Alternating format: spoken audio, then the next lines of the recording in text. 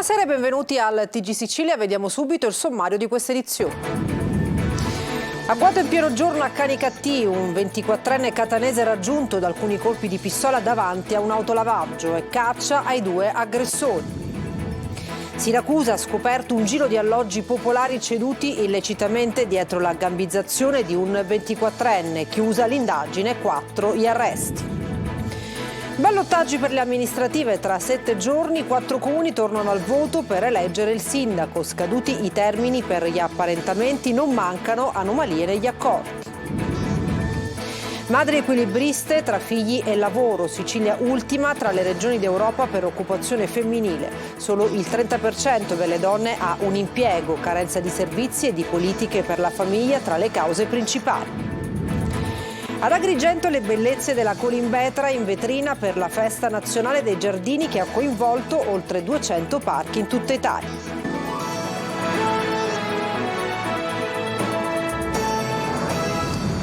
Buonasera dal nostro telegiornale, apriamo con la cronaca. Un 24enne catanese è stato raggiunto da diversi colpi di pistola a Canicattì mentre si trovava in fila davanti a un autolavaggio. Il ragazzo è stato ricoverato ma non è in pericolo di vita. Ora è caccia ai due aggressori. Francesca Magri.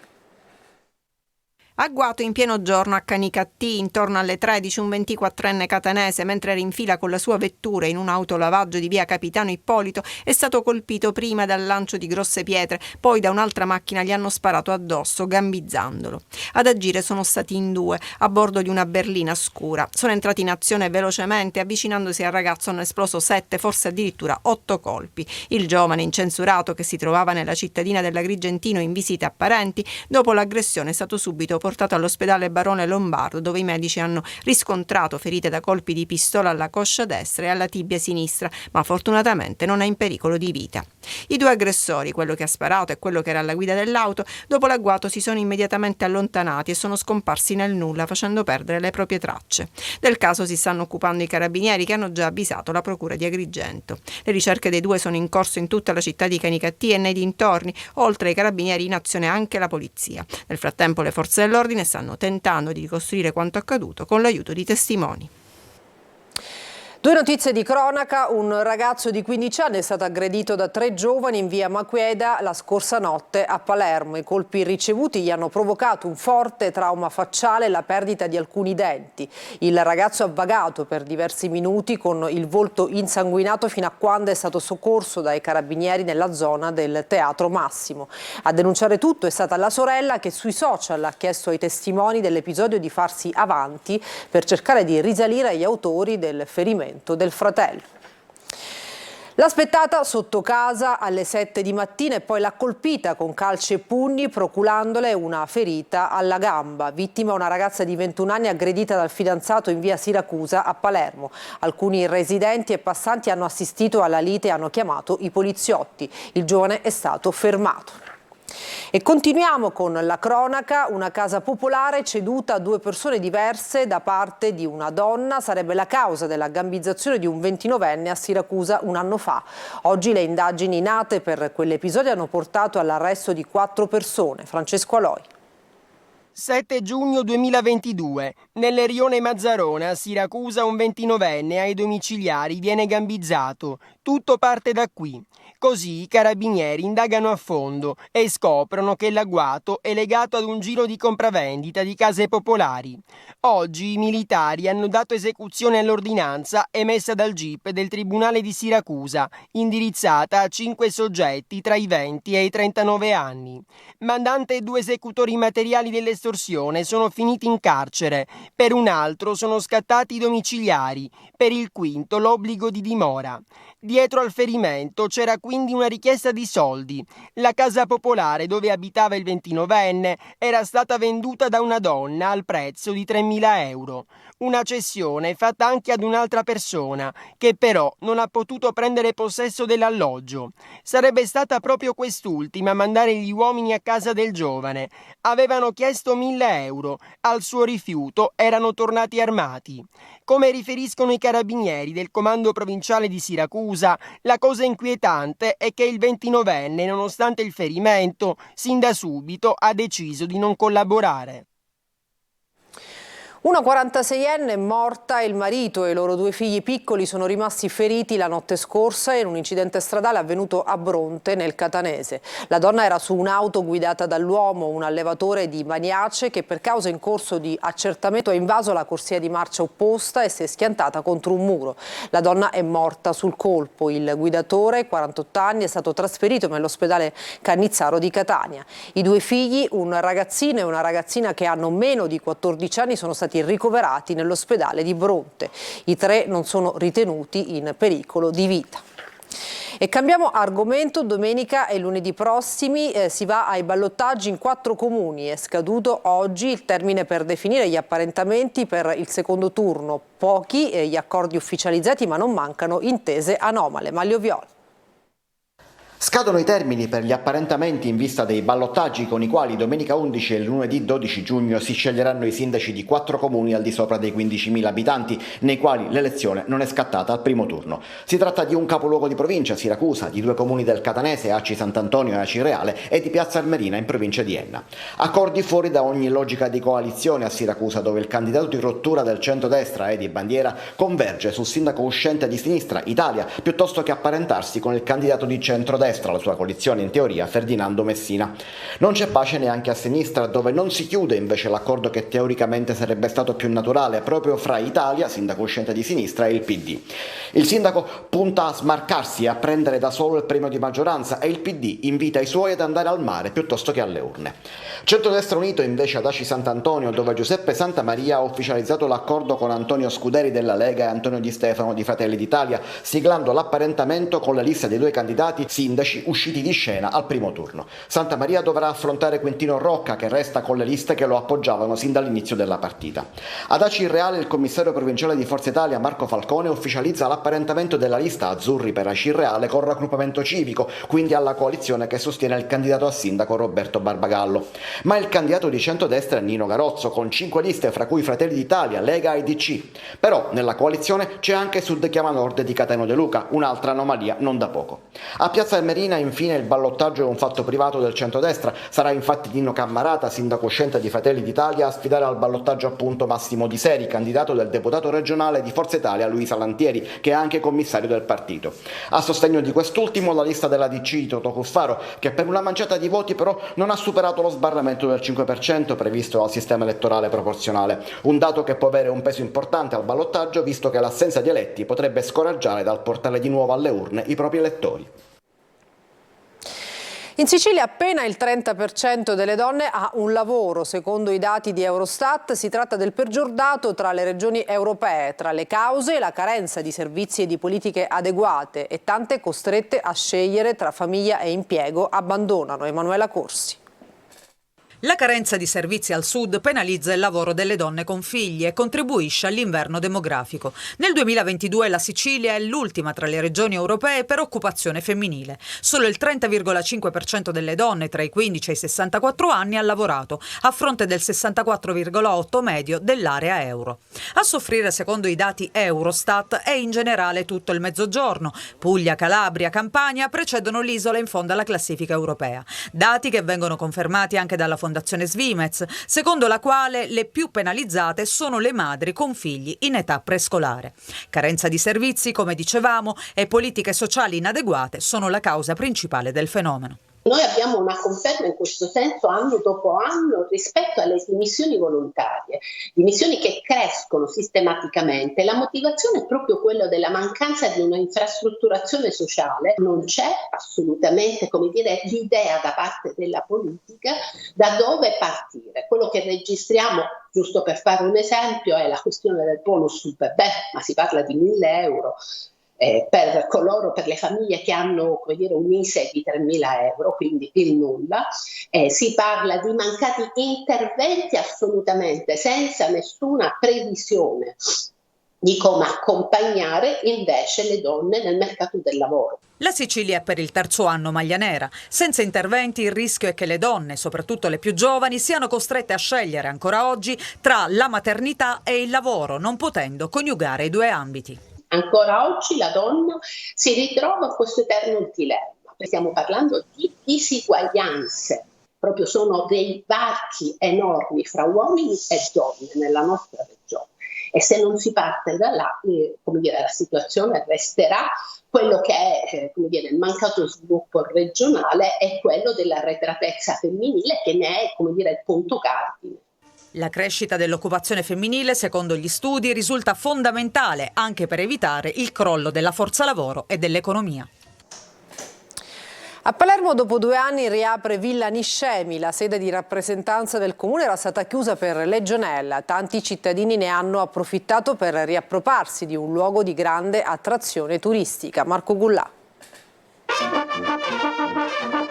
La fanfara dei bersaglieri ha dato il via alla riapertura di Villa Niscemi a Palermo, la sede di rappresentanza del comune chiusa da gennaio del 2022 per la presenza di legionella in un pozzo utilizzato per l'approvvigionamento idrico della struttura. In una domenica dal sapore estivo, tantissima gente ne ha approfittato per una passeggiata in villa. Per il suo valore storico e artistico, ma anche per quello naturalistico, da sempre Villa Niscemi è stato luogo di grande attrazione turistica e punto di riferimento per famiglie e bambini. I palermitani riacquistano un bene che gli è proprio e lo fanno in un contesto naturalistico speciale qual è quello della Favorita. L'amministrazione ha semplicemente fatto il dovere di ogni amministrazione: rimuovere gli inconvenienti e favorire la ripresa di normali condizioni civiche. Bambini, giovani e meno giovani, famiglie, tutti ad assistere alla riapertura di Villa Niscemi, punto nevralgico anche per le visite guidate del FAI. Villa Niscemi torna ai palermitani, perché questo è un luogo che non è soltanto un luogo istituzionale, ma è un luogo che può accogliere molteplici attività ludiche, ricreative, espositive, musicali, come stiamo sentendo. Allora è un modo perché la città si apra al grande cuore dei palermitani. Una festa, quindi, per tutta la città.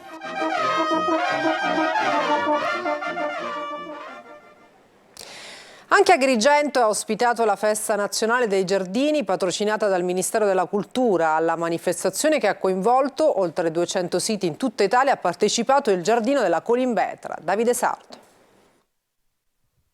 Weekend all'insegna dei giardini. In tutta Italia oltre 300 eventi ospitati in più di 200 parchi e giardini, alcuni aperti in via eccezionale, nell'ambito dell'iniziativa Appuntamento in Giardino, giunta quest'anno alla 6ª edizione.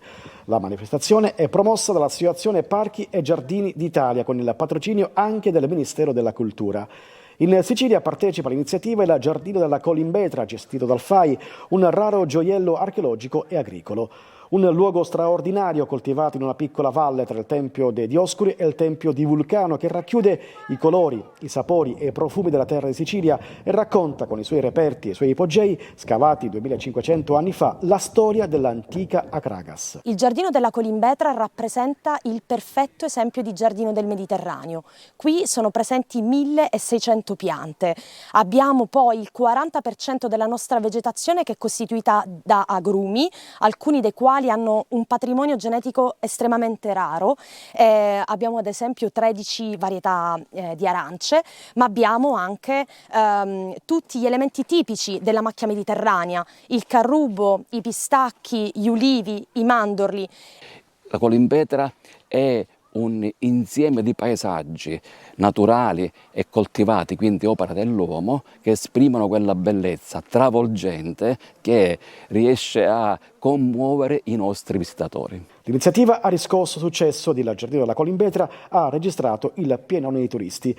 L'evento offre anche l'opportunità di informare il grande pubblico sulle attività necessarie a curare, restaurare e proteggere i giardini, in un momento che vede un forte impegno del Ministero della Cultura attraverso uno specifico investimento del PNRR nella salvaguardia e nel rilancio dei giardini storici, che sono tra gli elementi costitutivi del patrimonio artistico e culturale italiano. Grande folla a Geraci Siculo per assistere al passaggio delle mandrie. Si rinnova anche quest'anno la tradizione della transumanza, un rito che nelle Madonie è molto sentito. Vediamo. Il passaggio delle mandrie, delle greggi per la via principale del paese di Geraci Siculo, delle Madonie, ha chiuso la 13ª edizione della festa della transumanza dei pastori. Finisce così il divieto di pascolo e i pastori possono tornare a portare gli animali in montagna. Vengono condotti dai pastori dai pascoli di marina e quindi più bassi fino a quelli di montagna per trascorrere il periodo primaverile ed estivo. Poi ci sarà il passaggio inverso, quindi con la discesa delle mandrie e delle greggi di nuovo a valle nel periodo autunno-invernale. Un rito che nelle Madonie è abbastanza sentito da tutta la comunità. Celebriamo la 13ª edizione della festa della transumanza dei pastori di Geraci. Per noi è un avvenimento molto importante per le nostre aziende zootecniche, segna il passaggio delle mandrie, degli armenti che si spostano dai pascoli di marina a quelli di montagna, quindi un avvenimento, una pratica aziendale da sempre vissuta dalla comunità di Geraci che da alcuni anni è arricchita con un insieme di manifestazioni di promozione turistica, manifestazioni culturali volte a promuovere sia i prodotti tipici locali ma anche il nostro borgo. Per gli allevatori la transumanza rappresenta l'inizio dell'estate, un modo per salutare i mesi invernali e apprestarsi ad affrontare appunto la stagione estiva. La caratteristica principale che contraddistingue la transumanza di Geraci da quella di altri territori riguarda il fatto che le nostre mandrie e le nostre greggi attraversano per andare in montagna la via principale del nostro paese, creando quindi uno spettacolo unico. Accanto allo spettacolo del passaggio degli animali vengono organizzati eventi collaterali che riguardano la promozione turistica e dei prodotti locali e momenti culturali nelle Madonie.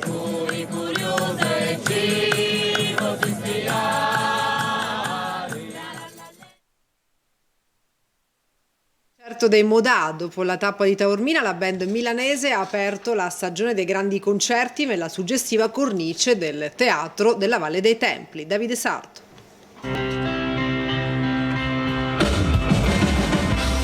Sono stati i Modà a dare ufficialmente inizio alla nuova stagione estiva dei grandi concerti al Teatro della Valle dei Templi di Agrigento. A Piano San Gregorio, con lo sfondo dei templi Concordia e Giunone, la band milanese, capitanata da Checco Silvestre, per la prima volta con una orchestra, ha incantato il numerosissimo pubblico di ogni età.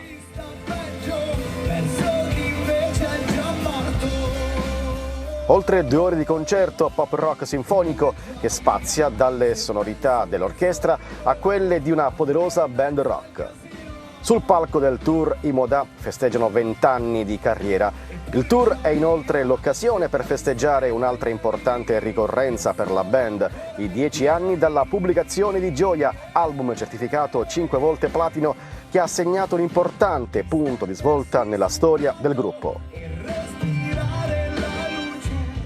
Martedì 6 giugno si replica con il concerto bis dei Modà ad Agrigento e sarà ancora sold out.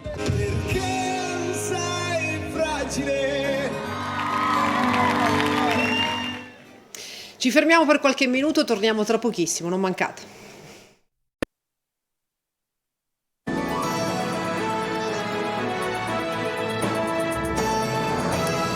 Bentornati al TG Sicilia. Oggi è la giornata nazionale dello sport. In tutta Italia numerosi gli eventi dedicati alle varie discipline all'insegna dello svago e dell'inclusione sociale. Anche Catania e Palermo in prima fila con il lungomare e il velodromo. Eva Spampinato. Lungomare di Catania, velodromo di Palermo. Nonostante la distanza, oggi uniti da un unico obiettivo: celebrare lo sport e la sua importanza sociale e culturale. Anche in Sicilia oggi fioriscono le iniziative per la Giornata Nazionale dello Sport, istituita nel 2003 e che si svolge contemporaneamente su tutto il territorio nazionale nella prima domenica di giugno. C'è un piccolo circuito motorio in cui i ragazzini fanno le loro abilità, dallo slalom, saltelli, corsa veloce, salto con gli ostacoli. Che importanza ha lo sport? È importantissimo, lo sport socializza, dà gioia, dà di tutto.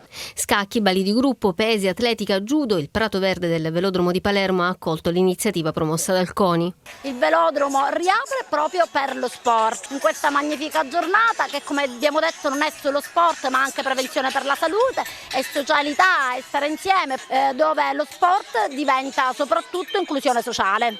Al lungomare di Catania intanto non può mancare il calcio, ma anche il tennis, i tamburelli, l'atletica, il rugby. Il rugby già inizia con la parola rispetto, quindi rispetto per noi stessi, rispetto per gli avversari, rispetto per questa bellissima città in cui viviamo. Tra le più curiose discipline sportive presenti al lungomare troviamo questa. Si chiama bastone siciliano e ha origini siciliane antichissime. Il bastone era considerato come un'arma di difesa. Quando si andava a pascolare si portava il bestiame fuori, quindi contro attacchi di animali selvatici. Stessa cosa il coltello? Anche la stessa cosa il coltello. Diciamo che il bastone è inteso più nobile rispetto al coltello. Lo sport da combattimento come questo, come il bastone siciliano, cosa insegna? Allora, insegna il rispetto, la disciplina, il rispetto dell'avversario, l'autocontrollo e fra le altre cose può essere utilizzato anche come arma di difesa personale, tant'è vero che presso la polizia di Brescia, alla Polgai, negli anni passati, negli anni 90, un nostro insegnante insegnava agli allievi di polizia col manganello a utilizzare tecniche del bastone siciliano. Benessere, socialità e inclusione, lo sport è anche questo. E per stasera dal TG Sicilia non ci sono altri aggiornamenti, grazie per l'attenzione e buona serata.